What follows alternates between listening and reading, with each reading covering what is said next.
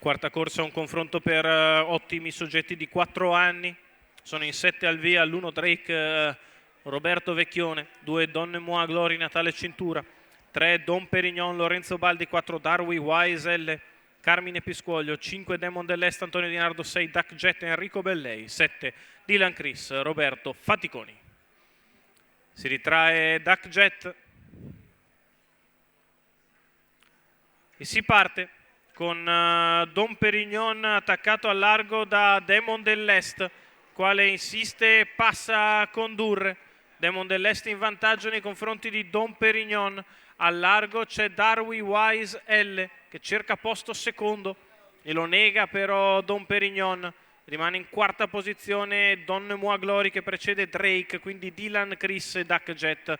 C'è 14 spaccato per il lancio di Demon dell'Est che cerca ora di riprendere in mano.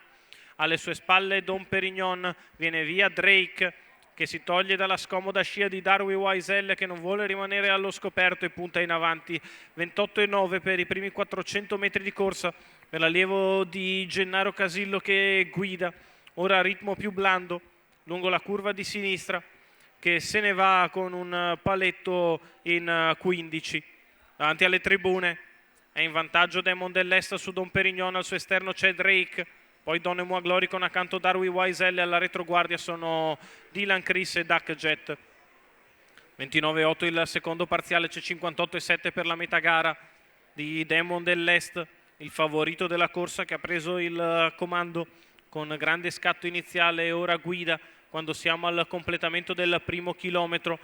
Andato via in 1,14,1, Demon dell'Est in vantaggio nei confronti sempre di Don Perignon e di Drake. Dalle retrovie per il momento non progredisce nessuno, prova a rispostare in terza ruota Darwi Wise L. La retta di là passata in 14,5, ora insiste Drake all'attacco di Demon dell'Est, lo copre completamente a metà dell'ultima curva e tende a passare. Drake ha liquidato Demon dell'Est, si porta in scia Darwi Wise L, non sa dove andare. Don Perignon ha sbagliato, Demon dell'Est è in vantaggio Drake, inseguito da Darwi Wise, poi Don Perignon, a largo anche Duck Jet, Drake in vantaggio, inseguito da Darwi Wise L, ma Drake ha rubato il tempo agli avversari. Drake che vince nei confronti di Darwi Wise L. Al terzo posto è Don Perignon.